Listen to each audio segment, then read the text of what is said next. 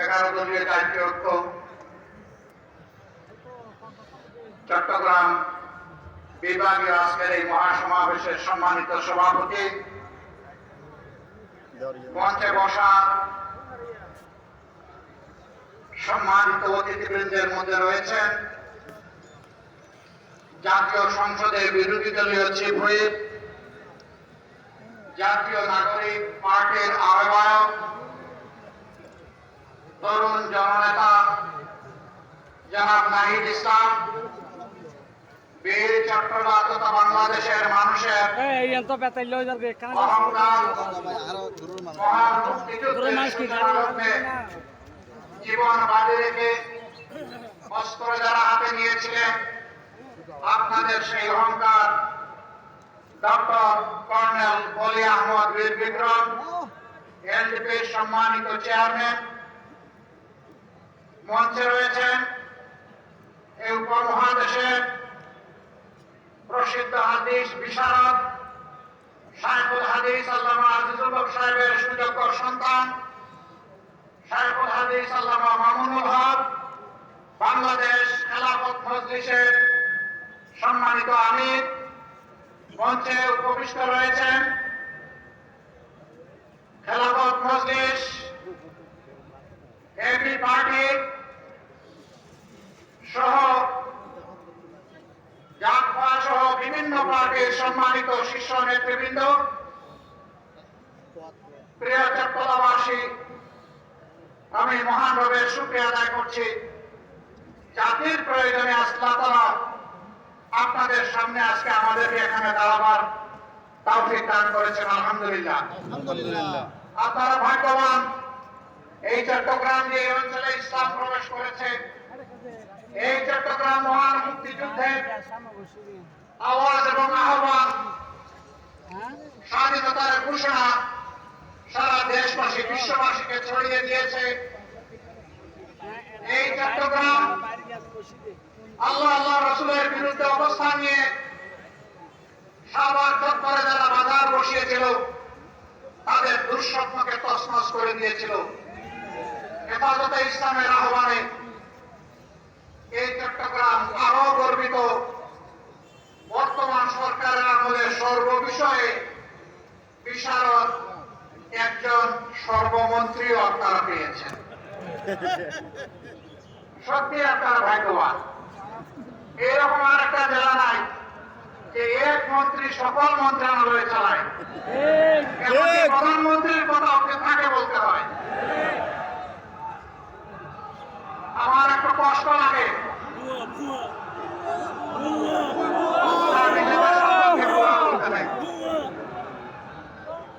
আরে নিজের ছেলের কানা হলেও তো পদ্মলোচন। সম্মানিত বন্ধুগণ, আমার কষ্ট লাগে মাননীয় প্রধানমন্ত্রীর জন্য। তার আশেপাশে যাদেরকে উনি বসিয়েছেন, উনি কুমিল্লায় এসে পিজের দেন, ফরিদপুরে গিয়ে সোয়াবিন তেল দেন,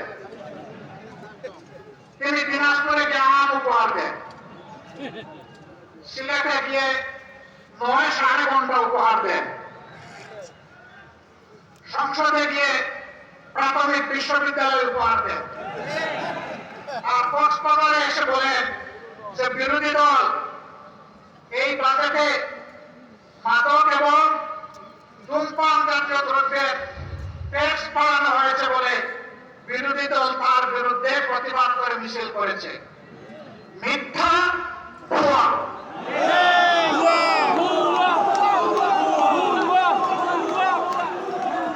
বিরোধী দলের কেউ এটা করে নাই। আমার করুণা লাগে।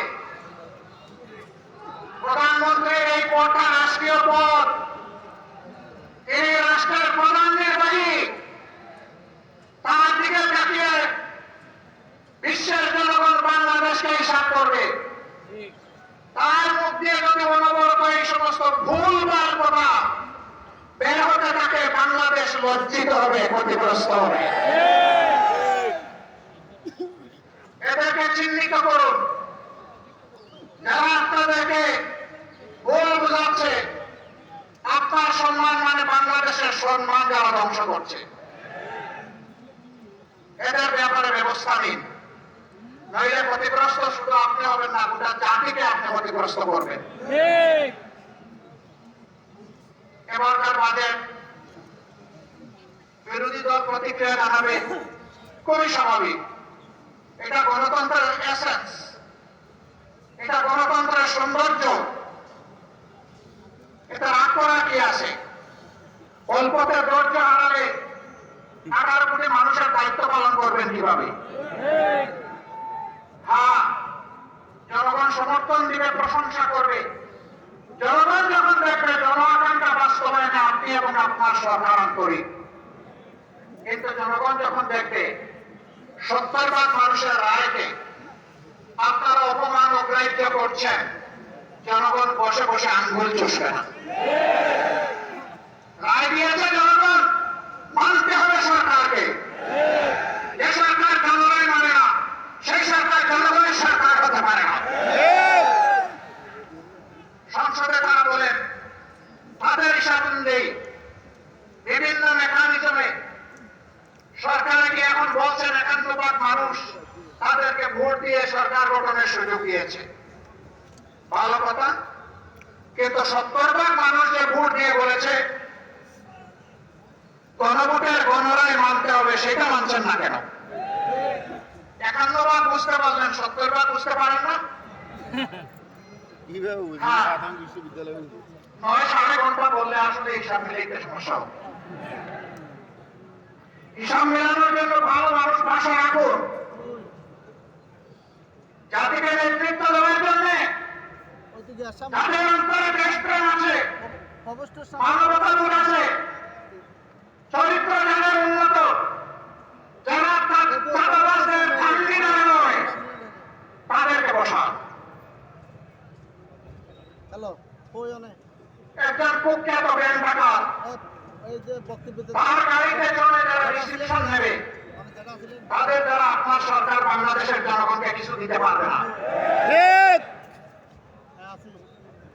প্রিয় দেশবাসী, আমরা চেয়েছিলাম জনগণের সকল সমস্যার সমাধান সংসদে হোক,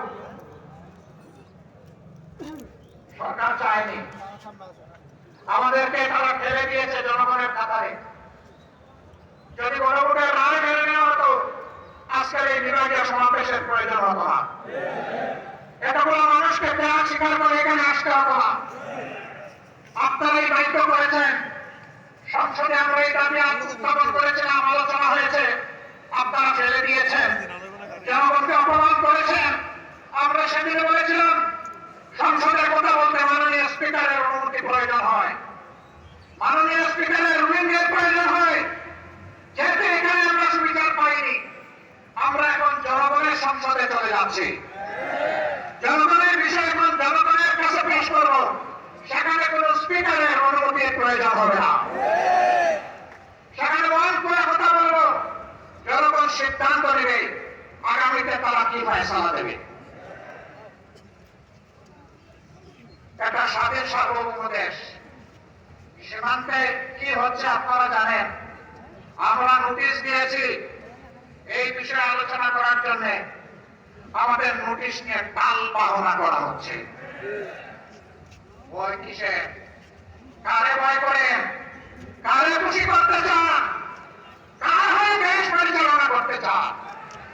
যদি বাংলাদেশের জনগণের সরকার হয়ে থাকে, তাহলে এই ধরনের ইস্যু সংসদে আলোচনা করতে দিতে হবে।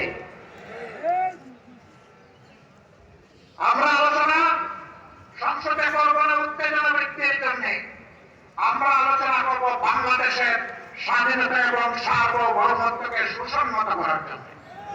এটি আমাদের উপর অর্পিত পবিত্র দায়িত্ব।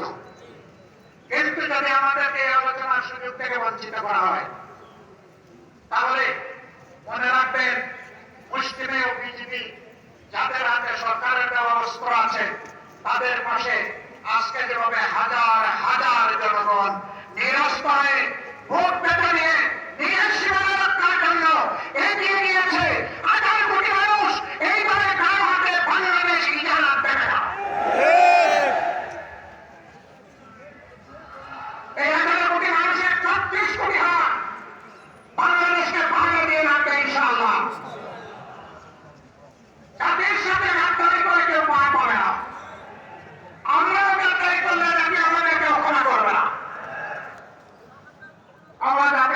দিয়েছি, কথা দিচ্ছি, আমরা জাতির সাথে আমরা গাদ্দারি করবো না ইনশাআল্লাহ। জীবনের বিনিময় হলেও আমাদের দেওয়া কথা আমরা রক্ষা করব।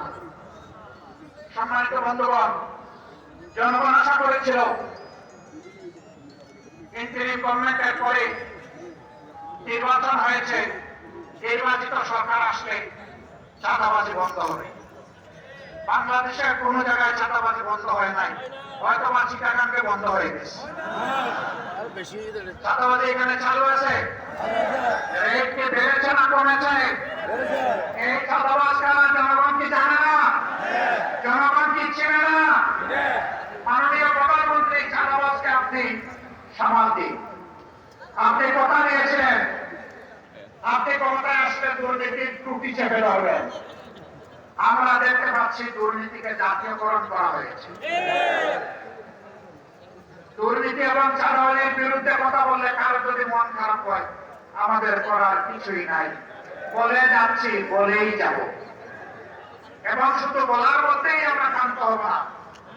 আমরা জনগণকে সাথে নিয়ে গণপ্রতিরোধ গড়ে তুলব ইনশাআল্লাহ। আপনারা তৈরি আছেন? আমাদের পরিষ্কার কথা, গণভোটের রায় বাস্তবায়ন করতে হবে। গণভোটের রায় বাস্তবায়ন করতে হবে। গণভোটের রায় বাস্তবায়ন করতে হবে। যদি না হয় তাহলে যেভাবে 96 সালে নিজেরাই শেষ পর্যন্ত কেন্দ্রীয় সরকারের বিল নিজেরা এনে পাস করতে বাধ্য হয়েছে, এই রেফারেন্ডাম বাস্তবায়ন করতে আপনারা বাধ্য হবে। ভালোভাবে মেনে নিন, জনগণকে রাজপথে ফেলে দিবেন না। আমরা শান্তিপূর্ণ গণতান্ত্রিক ধারায় থাকতে চাই, আমাদেরকে থাকতে দিন।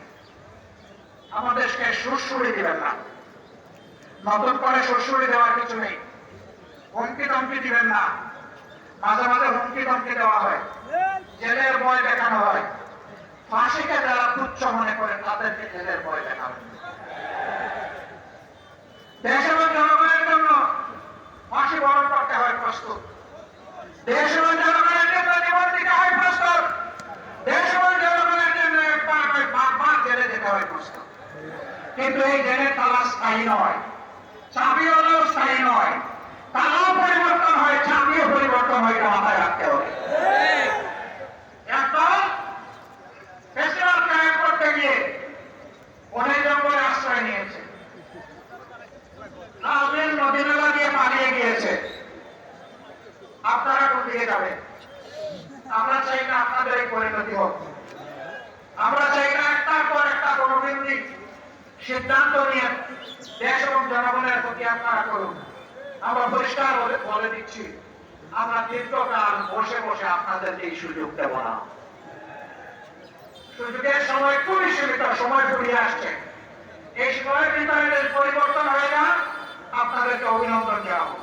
যদি পরিবর্তন না হয়, তাহলে আপনাদেরকে আপনাদের পরিণতি গুণার জন্য প্রস্তুত থাকতে হবে। চট্টগ্রামবাসী, জনাব ডক্টর কর্নেল ওলি আহমদ বীর বিক্রম আমার বিবেচনায় বর্তমান চলমান রাজনীতির তিনি হচ্ছেন সবচেয়ে বয়স্ক বয়োজ্যেষ্ঠ ব্যক্তি।